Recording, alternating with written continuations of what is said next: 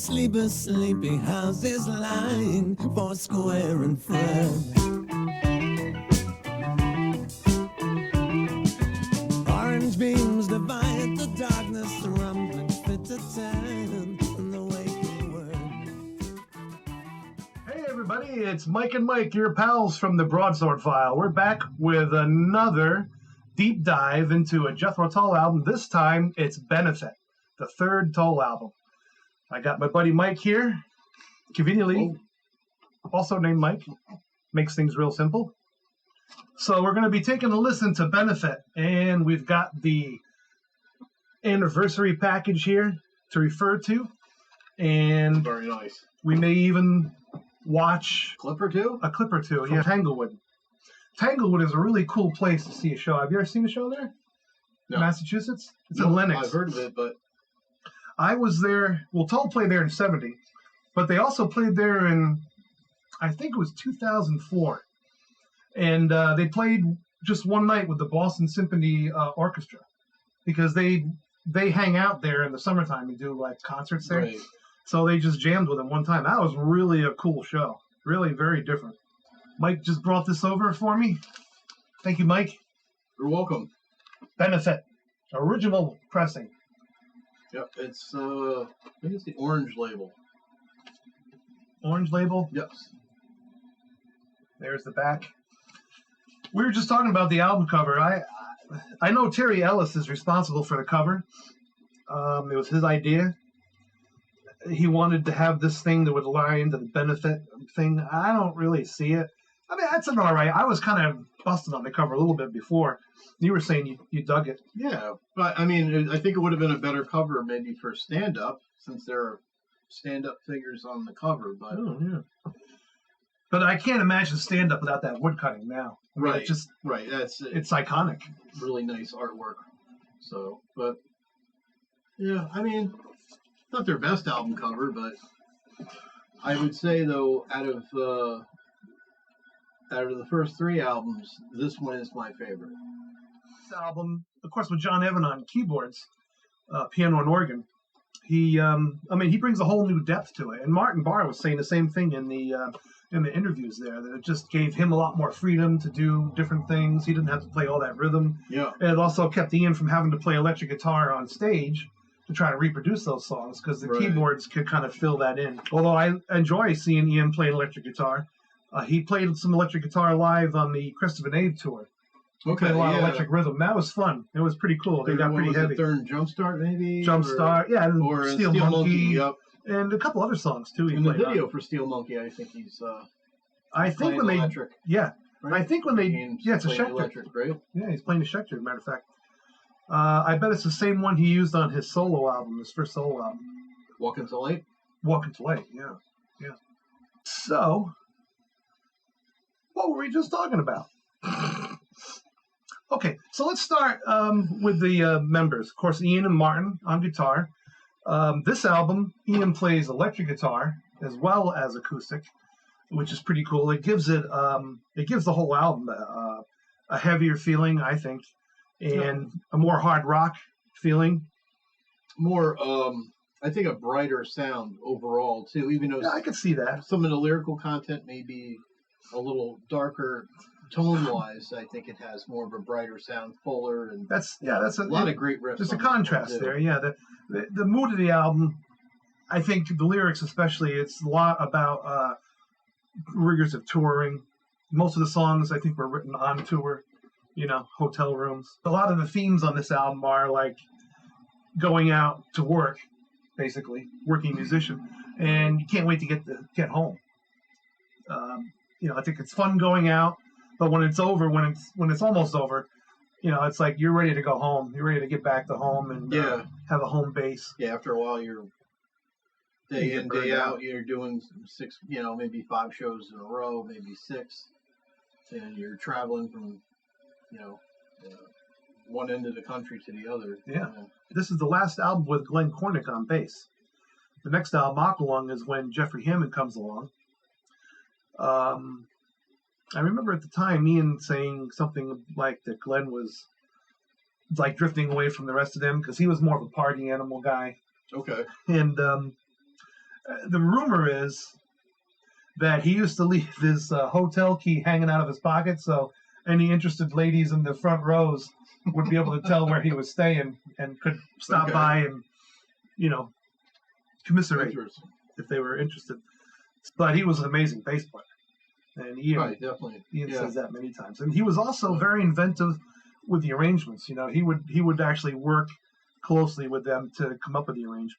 One of the things he said in an interview a while back about Benefit was that they had already started this thing where Ian would sort of come in with just the bare bone of a song, and he'd be humming the lyric line because he hadn't maybe finished the lyrics, and they would start on that. And sometimes they really wouldn't have much of an idea what the song was going to sound like until they heard the end result. Right. And Glenn was saying that sometimes he thought that, that approach, I think Ian took that approach because he wanted to zero in on exactly what he heard in his head. You know what I mean?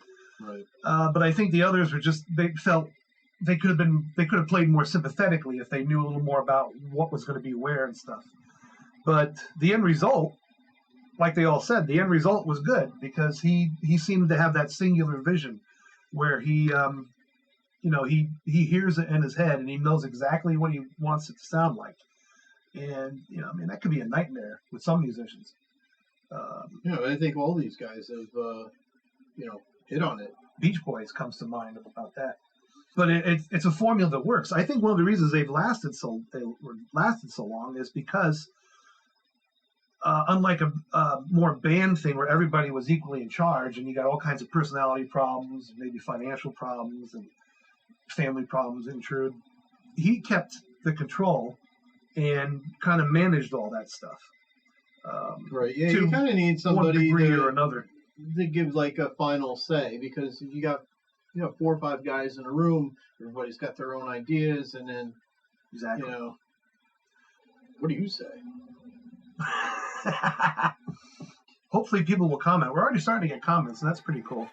A lot of Tull fans are good comments. Or? Yeah. So the first song, track 1 on Benefit, With You There to Help Me. It starts out kind of slow, but it draws you in. The first thing you hear is the piano, really, Right. And it's not the first time there's been a piano and a Tull song or an organ. There's been Ian played a little bit of organ, I think, at least on stand up. But he also plays keyboards on Benefit. I wonder if maybe that's before they got John in. They thought, let's get some keyboards, and he can play. But obviously, John is amazing on keyboards. So they got a hold of John and asked him to come around the studio and just add some piano and organ to some of the songs. And he was getting pretty tired of studying. He was studying pharmacology at college. And he was actually doing really well. He was deep into it. And he started coming by in the evening and just doing some simple things. And then as he got more into it, it didn't take him long because he hadn't been playing a lot of piano for maybe a couple of years at least, because he was so busy at college, I guess. Right, yeah. It wasn't part of his main thing that he was doing at the time. So he kind of got on the back burner.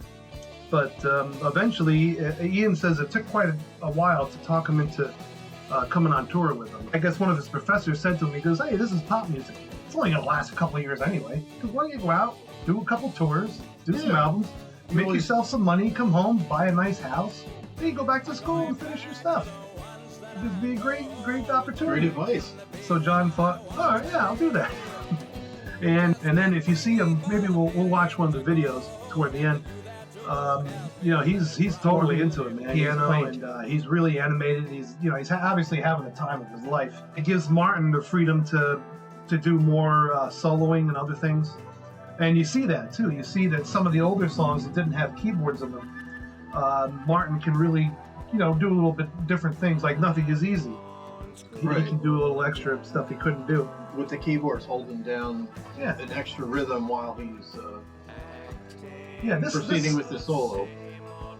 This song especially, it's all about going home It feels just like a on tour song, you know. So this is just what Ian and Martin say about it. Ian says he wrote this in a hotel bedroom on our first U.S. tour in '69. I was usually housed with Glenn Cornick, and Martin and Clive forged an immediate bedroom bond.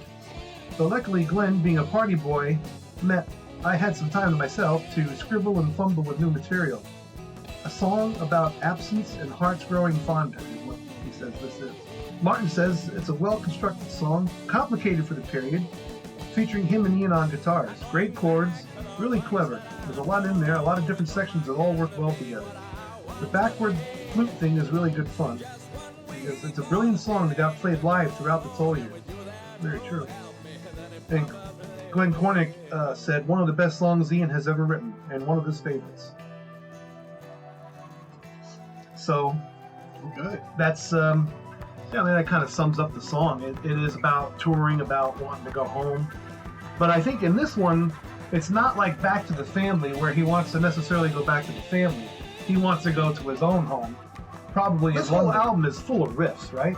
It's a super riffy album. Not that Toll never did riffs after that or before it, but this album is full of the riffs, and you really hear them because Ian and Martin do a lot of harmony guitar playing, things like that. Right. Ian says that Martin gave him a cherry red SG to play electric, on the album, but he says it's a pain in the ass to tune up.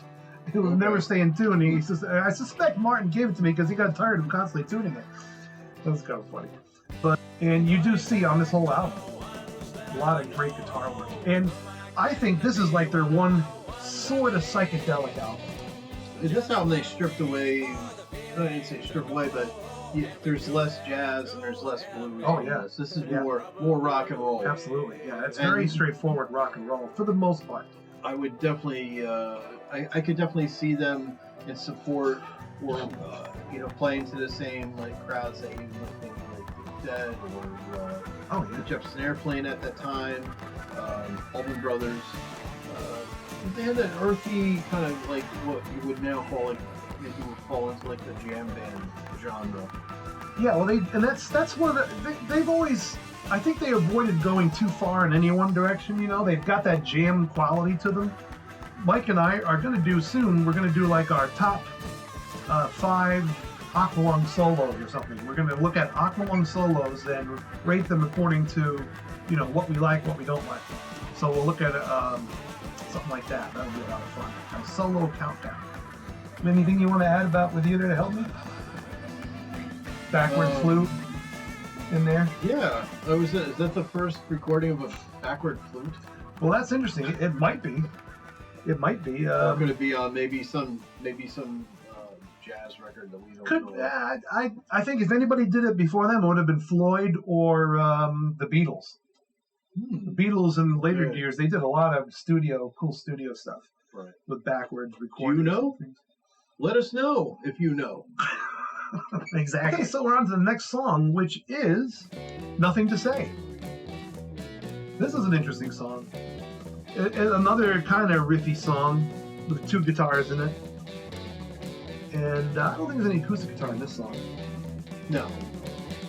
It's interesting lyrics, every day someone's asking, what is there to do? Should I love or should I fight? Is it all the same to you? I think he's talking about the 60s and 70s turmoil, that was going on. Right, war protesting or exactly. Whatever. And he says, no, I have the answer, which is proven to be true. But if I was to share it with you, you would stand to gain and I would lose. So, I've got nothing to say. I think it's like people asking him for his opinion on the protest, the students, all that politics stuff. of the day. Yeah, right? He's like saying, there's a simple answer to this, and why should I, how come you don't know it? Is really I think what he's saying. How come you don't already know what the answer is? It reminds me a little bit of Living in the Past. So I think it's a bit of a social commentary on what's going on, and as they were touring, especially through America, probably they saw a lot of that. More so, obviously, than they would in England. This song has a nice kind of guitar riff on it. it's pretty straightforward, right? You're dun, dun, dun, dun, dun, dun, dun, dun. But even on this song, or rather, on this album, even though the songs are more straightforward, there's still a lot of inventiveness going on. Not only in the backwards flute and the mixing, some of that stuff, but also just in the. I think you're starting to see progressive rock shine through here, where they're taking different styles and things and mixing them together, and it really gets mixed up good. So there is folky elements all over this album. Right, yeah, there's a lot of acoustic guitar on it. And I mean, you could even say there's maybe some jazzy or even classical little bits that get thrown in, probably by John Evan. Glenn Cornick's bass playing has always been kind of bouncy and jazzy. Right. Very good timing. He's one of those people that can play. I think can really play right around the beat. He's an expert at that. Yeah, he can. Yeah, he's locked in, and he's also carrying it. So it's also another musical line. Yeah. Well, yeah. I think one of the things he liked to do was to come up with alternate or counter rhythms to the main rhythm, the main melody.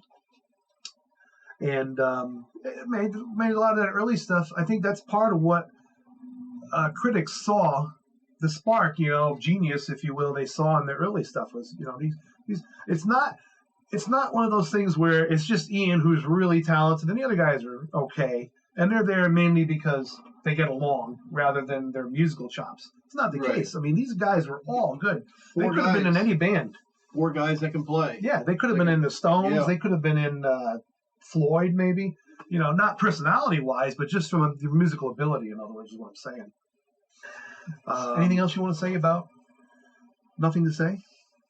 I have nothing further to say. Nothing to say about Nothing to Say. We've said all there is. Next song is Inside. And this is one of the folkier tunes on the album. It's a short song. I don't think it's even 3 minutes. Is that right? 3 minutes and 40 seconds. Oh, is it? Okay, well, I know. But it's a very folky tune, and this is a song that's got balalaika on it. And as I was saying to you before, I always thought it was a mandolin. But in the original album, I don't think I really noticed it that well in there. I mean, it could have been a twangy acoustic guitar. But the new remix with Steven Wilson, I mean, the noise floor is just so much lower. The fidelity is beautiful. I mean, the guy has got the touch when it comes to EQ especially. He really does a good job. And he really keeps it faithful, it doesn't turn into a completely different song. Right, or it's like, it doesn't sound like the other one. It's interesting. It enhances what's there. Yeah, exactly. It's interesting too in this that the master tapes were from an 8-track. And I think this was recorded on a 4-track. Okay. I could be wrong about that. But Steven Wilson talks in here about how that presents a lot of problems and it takes a lot more time because they've got stuff. They don't have enough tracks like today where every single instrument, even every drum, is on a different track. Right. So they got to make choices. The drums might be recorded in stereo, then they're mixed down, and then they might add the hand claps, for instance, to the drum track. On With You to Help Me, they have hand claps. So you'd end up having 2 tracks for guitar, 2 tracks for drums, 1 track for the bass, and 2 tracks for vocals, and then they would just be mixing them down all the time, which meant that you had to be really careful when you mix down, because once you mix down, you can't unmix down. Right. Pre-digital. This song, Inside, it's a folky little tune, and it's really about being, I guess, inside, away from the outside. Good to be home with the people you know and care about, and the outside world is so far away. It's kind of a love song in some ways, maybe a little bit. Not maybe too specific, but it's just, maybe it's a love song about being home, being in love with home, whatever home is, being home, relaxed, no managers. Maybe just not having any obligations. Right. To be a certain place at a certain time. This also is another song where Jeffrey's mentioned. He says, "Our friends here for tea in the evening. Jeffrey makes 3. So I guess it was only Jeffrey coming over. Yeah, Jeffrey ended up taking over for Glenn. And interesting story about that was that he did not really remember how to play. He wasn't a pro bass player, so Ian and Martin had to teach him every song, note by note. And then by the time Miss on the Gallery came along, he was a real quality bass player. He was full on at that point. Yeah, they didn't need to teach him anymore. To gel the idea that Ian has, where there's some songs on here that are really heavy, hard rock, pretty loud, and then there's a couple of tunes that are much more calmer. More of a ballad, I guess. Yeah, and you get a little reprieve. Bit of blend. Yeah, it's not like every song is full on smash and bam, And they're sounding more mature here. The studio also sounds like the whole recording process was a better quality. Yeah, definitely an upgrade from the last two. Yeah. Martin says that the recording for this album went very smoothly, which is always a good thing. Which makes sense too, because here's a band that's already been out on the road a couple of years, already done 2 albums. So by the 3rd album, they got this. Yeah, exactly. So the next song is "Sun." Now this is an interesting song. A lot of Tull fans know that Ian had issues with his parents as far as wanting to become a professional musician, a working musician. Ian was never really interested in being a rock star.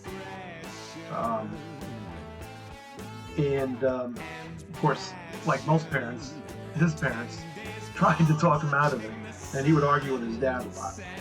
And this song has quite a bit of anger in it.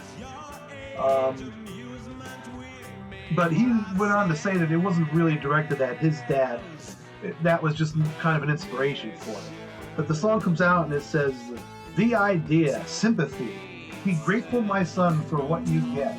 This is the father talking, And there's some great lyrics in here where he says, idea, sympathy, 10 days for watching the sunset. This is the father talking to the son. "When I was your age, amusement we made for ourselves." I was just saying, Mike, who hasn't heard that from a parent or grandparent, or some form of it anyway?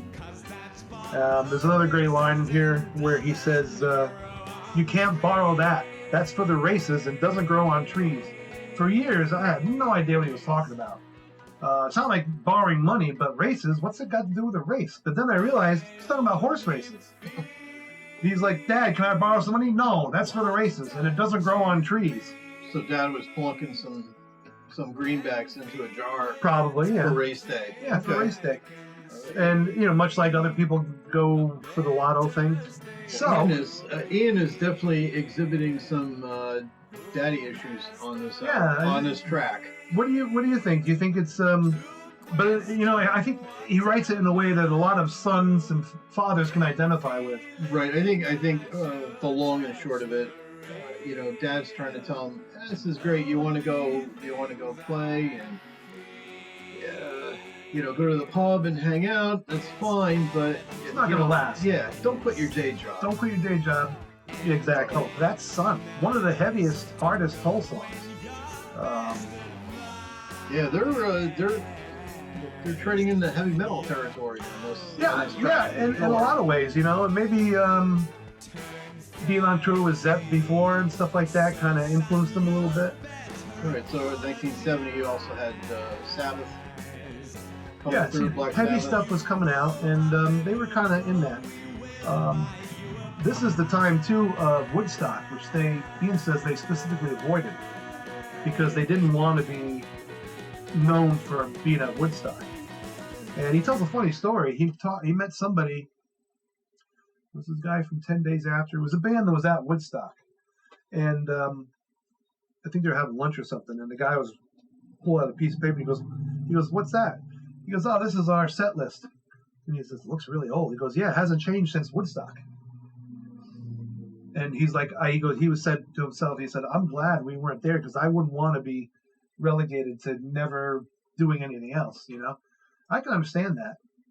Who doesn't like to play their old hits? Sure, but it's nice that they got to have a balance. Yeah, I know there's some people that go to a show. They're not, they're casual classic rock fans, they're shouting, Aqualung, play Aqualung. Well, of course they're going to play it, but, not necessarily for a song. Although I actually did that one time. It came out and opened with Aqualung, which was pretty cool. And I wondered if, well, I think he did it maybe so that he could belt out the vocals while his voice was still fresh. Yeah. But, of course, he, half the show was him belting out the vocals. But anyway, that is Sun. And now we will move on to the last song on side one for Michael Collins, Jeffrey, and Me. So, yeah, no, I never knew what this song was about when I was young. And I was like, well, who's Michael Collins? I understand who Jeffrey is. And you can kind of get some hints. It's a song, sounds like a song about loneliness, about wishing you were there. Sort of being invested in something, like somebody is doing something important. You wish you were there. You're with them there in spirit. And you're telling them, take a little extra care because I'm with you too. But it's about the moon landing. Michael Collins was one of the astronauts that went to the moon, and he was the guy who unfortunately did not get to go down on the moon. He had to stay up in orbit in the capsule. Right. So he was all alone for a couple of days. And the song is sort of sung from his perspective, and it's about loneliness. And it's about the whole world watching the amazing, wondrous event, and everybody glued to the TV. Sort of like they're watching a guy on a trapeze, like maybe hoping you will fall, maybe hoping you won't fall, but everybody on their seat, like, wow, The only thing I found in the song I recognized really was when he said, with you, Lem. I'm like, I wonder if he means Lem like Lemmy or something, or if he means Lem like Lunar Excursion Module. And then I picked out, he says, Mothership, a blip made for two. And I was like, what are you talking about the moon? But it wasn't until later on when I found out who Michael Collins was, I was like, oh, now it makes perfect sense. And Ian has actually since explained it and added the idea of loneliness and stuff. But you can kind of get that picture from it. This is a great little acoustic song. It's one of those songs, again, that Tull would do a lot of, where you've got a rhythm acoustic guitar in the background, and electric guitar is up front. And you see a lot of that. A lot more blending too of the hard electric and the acoustic. Yes, yeah, absolutely. Martin says that him and Ian play electric together on most of the songs on here, and you can't necessarily tell who's who. But sometimes you get a little hint. Maybe you can hear like something that sounds a little more jazzy and expressive. It might be Martin, where Ian is doing probably a more interesting rhythm. Most of his chords are fairly simple, not all of them. But what really makes his playing so unique is partly his rhythm structures. He's got amazing timing. It's really unfair for the rest of us. But, what are you going to do? Okay, so now, if you've got a record here like we do, or as they say now, vinyl, it's time to flip it over. But if you've got a CD, you're just going to go to the next track. He's going to go to the next track. On to the first track on side one, and that is To Cry You a Song. Why don't you start? My favorite track on the album. Favorite track. Yeah, I think the thing is, there's a lot of great tracks on this album, and there's a lot of quirky tracks you don't see on later albums, really, styles, like in Sun, the song we heard. But this has got to be probably one of my favorite tunes, too. It's real riffy. It's a rocker for sure. It's a rocker. It's got a great riff. Definitely. And this is where you really see Martin, I think, coming to the fore and being very confident. Yeah, he's bringing it on this for sure. Yeah, absolutely. All guns blazing. Absolutely. So, this song, the first time I read the lyrics, I was thinking to myself, he says, how many cigarettes did I bring along? When I come down, I'll jump in a taxi cab. So a lot of people think it's about some kind of drug trip. A pack of smokes. It was a pack of smokes. You wanted to make sure you had enough cigarettes. To Cry You a Song starts out saying, when I get down, I'll jump in a taxi cab, driving through London town to cry you a song. Sounds like he's getting ready for a gig. Could be. Yeah, like he's arriving. flute. like maybe they're arriving, at the next location. Right. He says, closing this dream inside its paperback. Thought I saw angels, but I could have been wrong. And then there's another one that I still don't completely understand, where he says the rattling of safety chains, taking too long. I'm not sure what that's about. Something being towed. Maybe the bus breaking down. Maybe it's got something to do with that. Yeah, like trying to get to the gig on time or something. Yeah, the bus broke down. But it is one of those songs that if you want to interpret it as a sort of drug thing, you can. There's also a lyric where he says, searching my cache, like cash in other words, or case. They can't find what they're looking for, so they're waving me through to cry you a song. Like in other words, here's a rock star coming in from somewhere. Let's make sure he's got dope in his. Well, he didn't though. But he didn't. Because he didn't have nothing. Yeah. Except maybe hot pepper powder, which you don't want to take a big sniff of. Oh man. So to cry you a song. Have you heard any live versions of this? They have occasionally done it. I don't recall, but I do know of a really good cover version done by Glenn Hughes. Glenn Hughes and other people. What Mike is talking about is the To Cry You a Song tribute album. It features Charlie Musselwhite, Ray Manzanera, Derek Trucks is on there. Not Glenn Cornick. Well, maybe Glenn Cornick is on there, but I was going to say Mick Abrahams plays on Cat Squirrel on there. Glenn Hughes. And Glenn Hughes is on there, and the entire Magellan band, I think, does Aqualung. Of course, Phil Manzanera, he is from Roxy Music. This is probably one of the most listenable riffy tunes, and this used to get a fair amount of airplay. I'm going to have to see if I can find a live version of this song, because it's very good. I think there's one from like 74, 75. Oh, sure. This would make for a great live vehicle, this song, too. Yeah, yeah, absolutely. Anything else you want to say about To Cry You a Song? No, it rocks. It's my favorite track on the album. Next song is kind of an acoustic, one of those acoustic electric pieces, although I'm not sure Ian doesn't play electric on here too, is A Time for Everything. This is one of those, almost like a grown-up song, like when you get a few years older than when you first wrote about growing up. All of a sudden you realize that you weren't particularly grown up before, and now you start thinking about, how much time, how do you manage your time? He starts out saying he always thought there'd be a time for everything.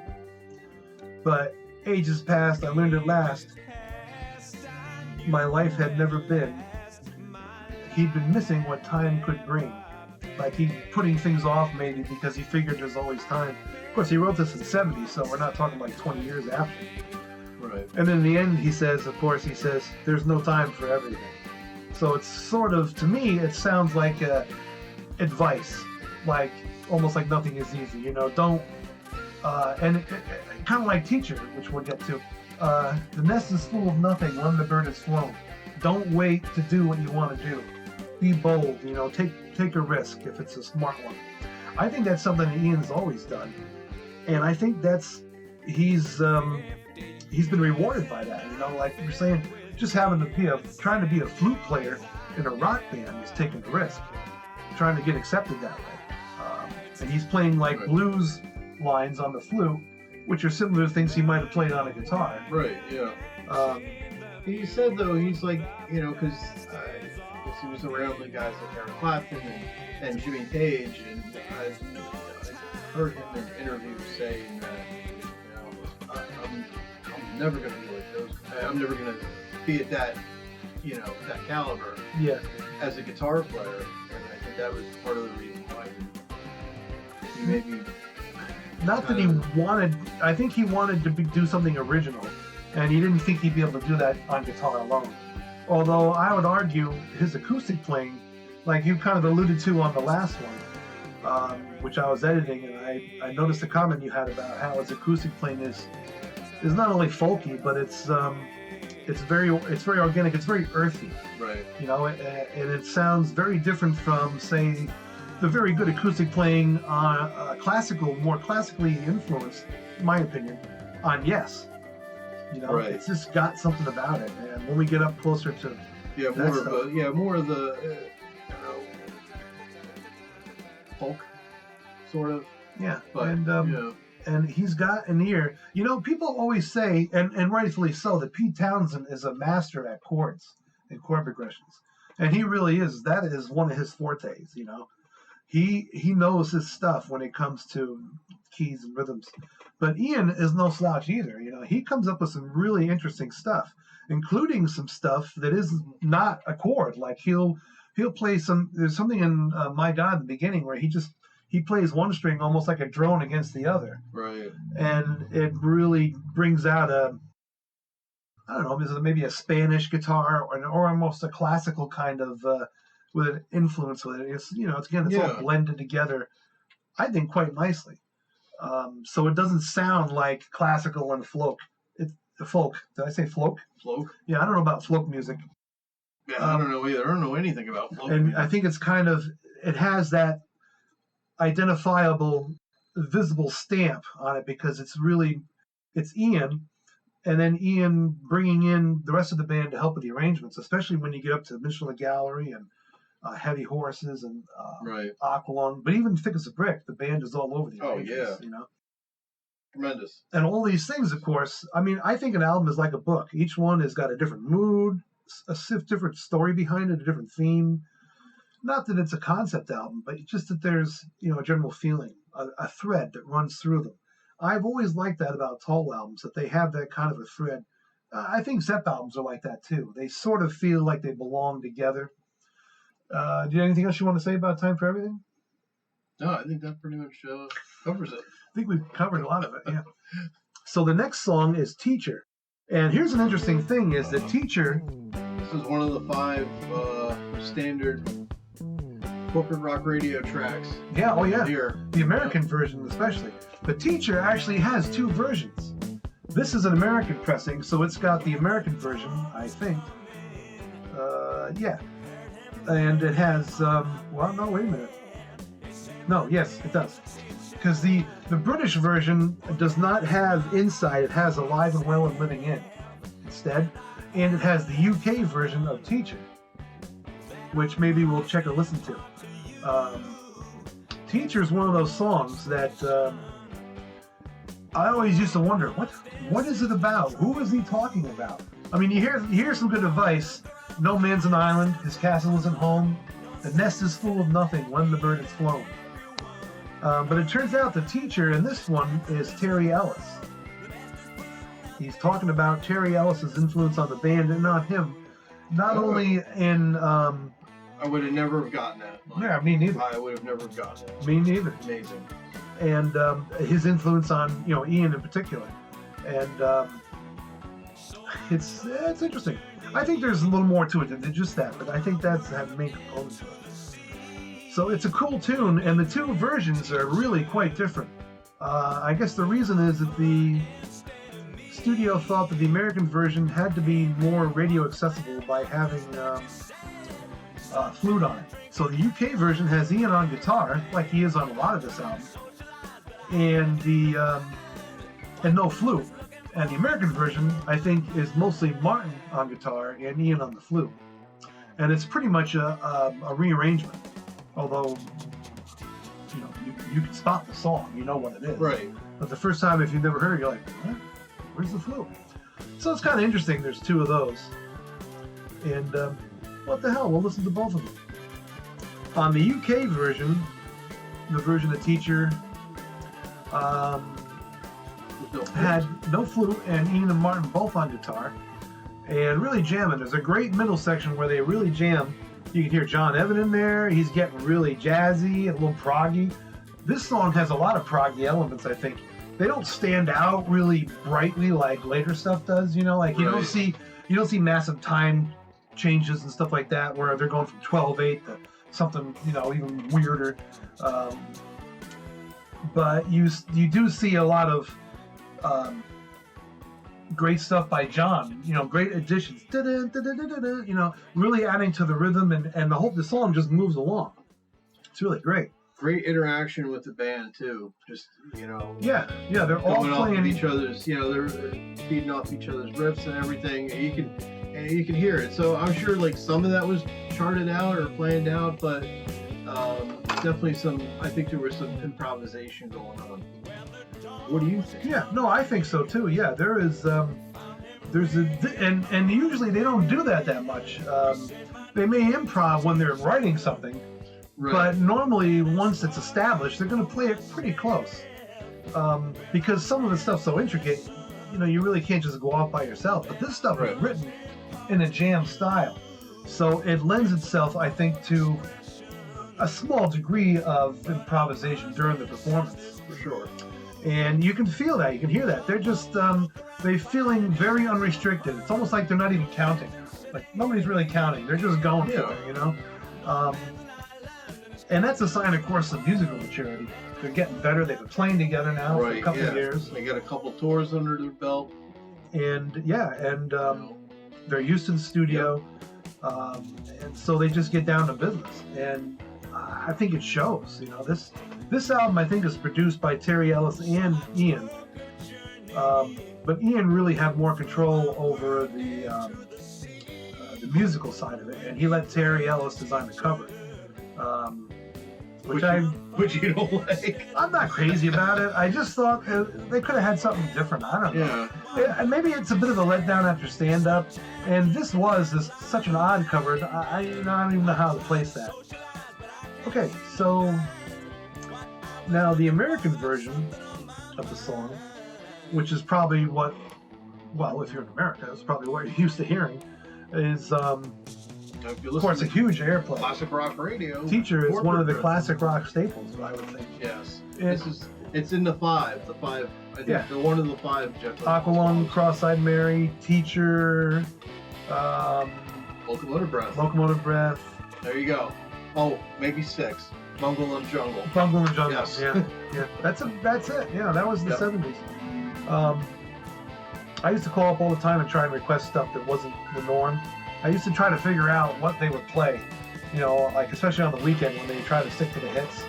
So I would just start rattling off songs. No, we can't play that on the weekend. Well, no, we can't play that. And finally, I think they would just say, all right, fine, we'll play that one. And I used to drive them nuts. Some deep track of some sort. Yeah, exactly. Or a Christmas song, Christmas time. Come on. We play rock and roll on Christmas. Why don't you play Ring Out Solstice Bells? That's not on the Christmas album. Oh, okay, we can do that. It's on Songs from the Wood. By the way, this is the last album for a couple of years that their pictures appear on. You don't see them again, really. You see Caricatures, a cartoon on Aqualung, but not till War Child do you see all the band on the back cover in various poses as characters from War Child. So it's always interesting what prompts the cover design. This next song is Playing Time. Remember this song? Yeah. We just listened to it, right? Yep.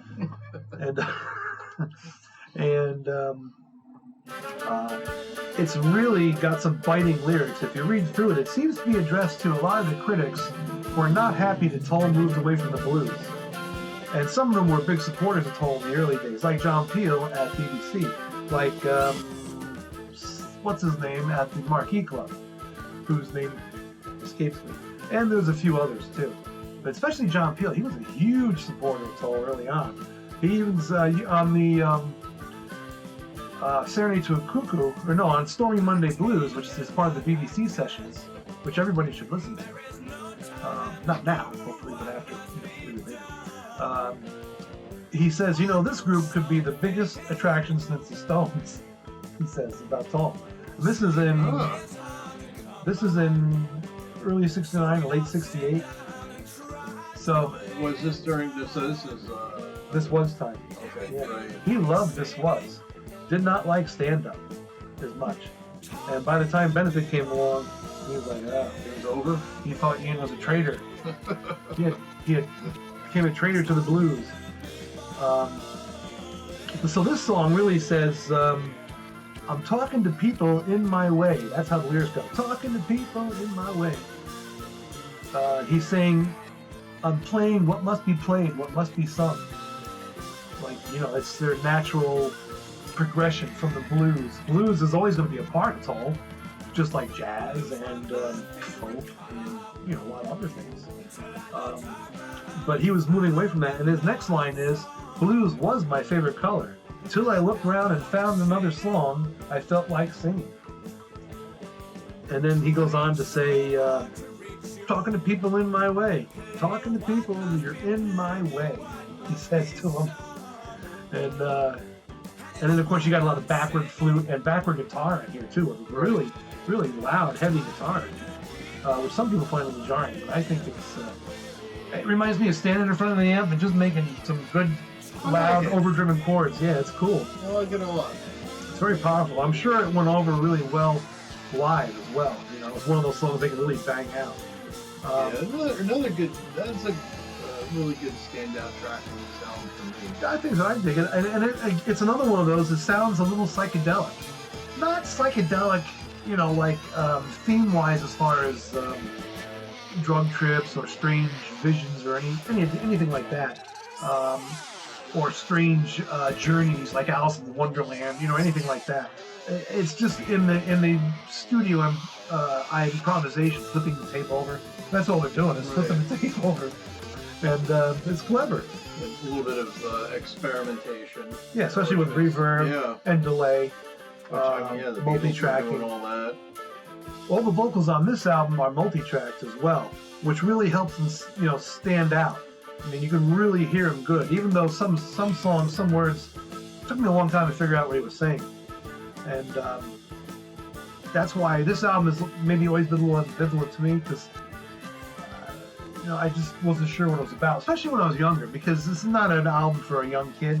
I mean, you can enjoy the music, but you don't really understand the more adult themes.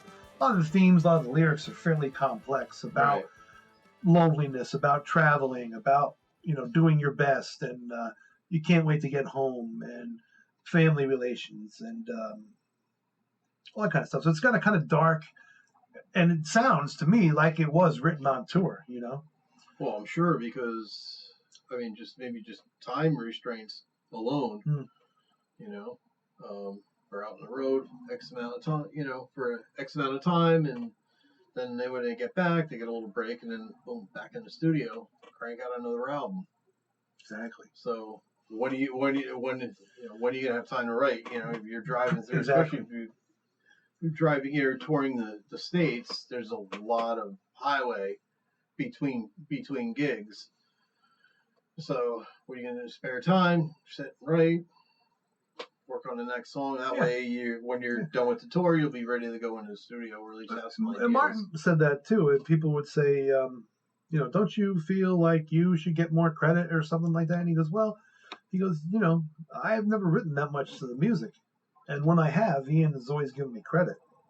And he said the thing is that while the rest of us were off having fun or relaxing or watching TV or reading, Ian was sitting in his room by himself, working on, with a guitar, working on music. Next thing, So that when they got home, they'd have something to record, ready to go. And that's a huge commitment, because, he is not like a big party animal. So I don't think it was ever a case where he had to make sure he stuck to his guns and didn't go get talked into going out and drinking all the time. I'm sure he did very little of that. He probably had one beer while he was sitting there writing a song or something. It gives the band a frame to work in. I think it does, and I think it encourages them too. Like they see his enthusiasm and his commitment, right? And they're of the mind that they want to bring it too. Yeah. So here's the structure. Here's the structure of the song, and then the guys just kind of add their own personality into their part. Yeah, I think so. I think there's a lot to that. So we're on to the last song, which is one of my favorites. Sasati, You're a Woman, which is a really interesting song. It has acoustic guitar and organ in it.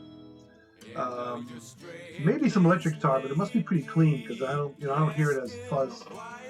And it starts out, he says, You straight-laced woman, dressed in white, but your shoes aren't clean. We painted them up with polish, so in the hopes we can see where you've been. Interesting song.